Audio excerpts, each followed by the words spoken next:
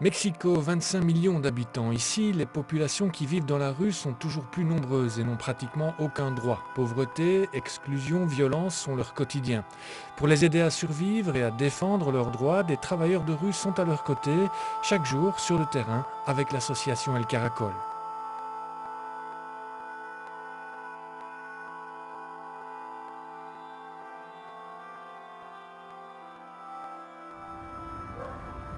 ¿Qué te duele, Cacho? Los huesos. Los huesos. ¿Sí? ¿Sí? ¿Puedes respirar bien? ¿O te duele el respirar? México creo que está a la vanguardia de la violación de derechos. En la medida en que la pobreza aumenta, lo que están haciendo los gobiernos en el mundo es sacarlos de las ciudades. Es limpieza social, ¿no? O sea, lo que no les gusta o lo matan o lo quitan, ¿no? Au Sénégal, comme partout en Afrique d'ailleurs, la moitié de la population a moins de 20 ans et bon nombre de ces jeunes vivent dans la rue. Pauvreté, maltraitance, toxicomanie, les travailleurs de rue de l'ONG Avenir de l'Enfant sont à l'œuvre chaque jour dans les rues de Dakar et de sa banlieue pour venir en aide à ces enfants.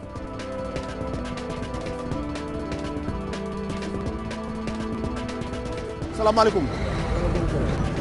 Nous sommes ci kuréel gu tudd Avenir de l'Enfant. Parler de quelle est notre l'intention, qu'est-ce qui nous anime, parler de ça aux gens et être à leur écoute. Être à l'écoute de leurs problèmes, être à l'écoute des solutions qu'ils pensent qui seraient nécessaires à mettre en œuvre pour régler les problèmes qui sont à la base de leur présence dans la rue. C'est très dur comme travail.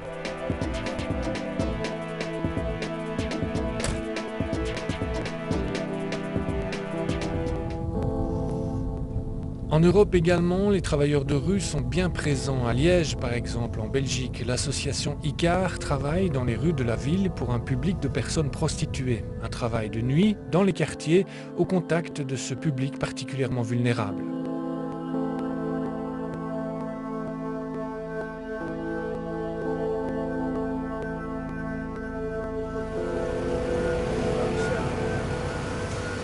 Oh, Andy! T'es avec Virginie? Oui. Vous allez avoir un logement? Le 17 avril. Ouais. Logement social. Maison. Salut Jules.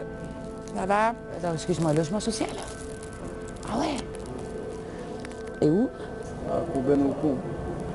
Ça fait 4 ans, 3 ans et demi que je suis à la rue. Ouais, non, faut pas Enfin, chercher plus quand loin. même, j'ai été un peu chez ma mère pendant un temps. Je suis une petite poignée. Je les donne aux filles aussi, tu vois. Quand Là-bas, ils comme en ça. ont pas, je leur en donne. Oui, non, d'accord. Ne dérange pas. T'en veux quelques-uns aussi? On partage une philosophie qui est commune à tous les travailleurs de rue, qu'on vienne d'Asie, d'Afrique, d'Amérique, peu importe. Je crois qu'on partage la même philosophie. La philosophie qui est le respect de la personne dont on s'occupe, qui est le non-jugement, je pense qu'il est universel aux travailleurs de rue.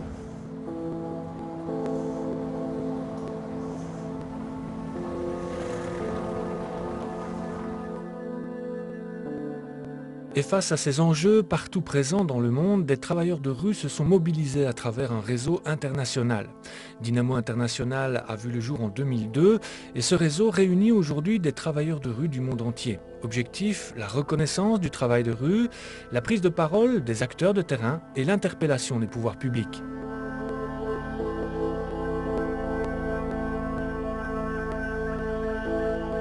Ce sont des travailleurs de rue qui ont créé le réseau de différents pays. Un peu au départ du constat que, ce métier était très peu reconnu, très peu connu, qu'on avait une insuffisance d'outils méthodologiques, de références théoriques par rapport au travail qui est réalisé, et que finalement les constats que nous faisions sur le terrain, de la réalité du terrain, étaient peu entendus.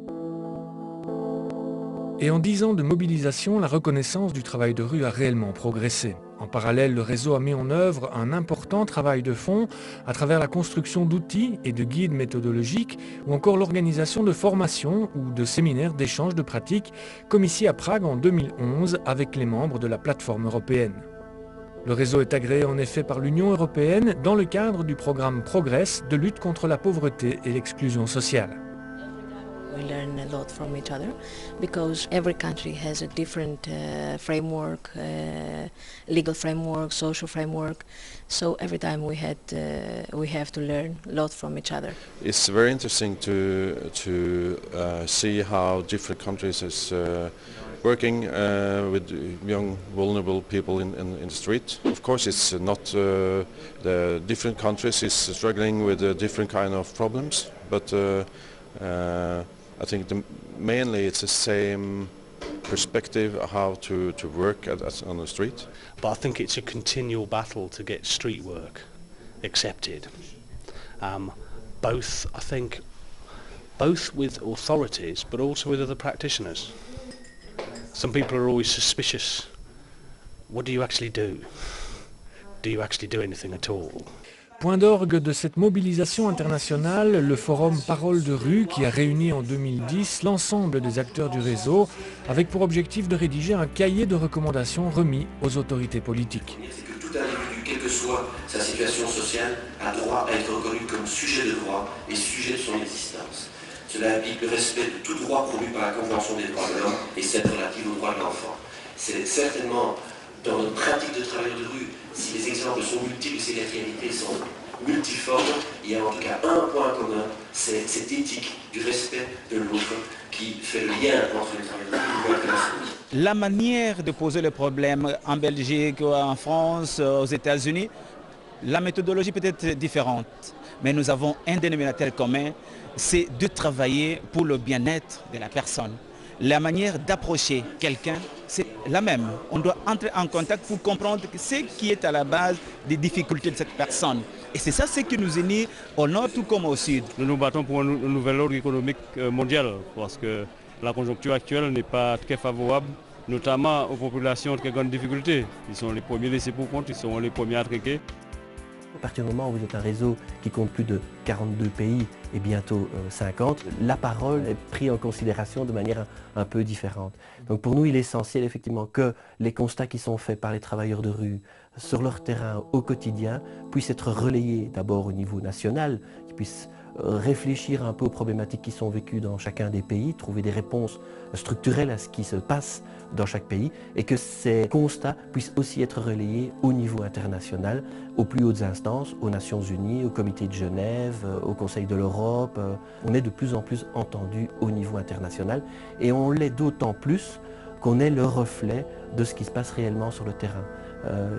Et ça, c'est vraiment un des fondements du réseau, c'est vraiment de partir de la réalité du terrain, des constats qui y sont faits et de les relayer au plus haut niveau.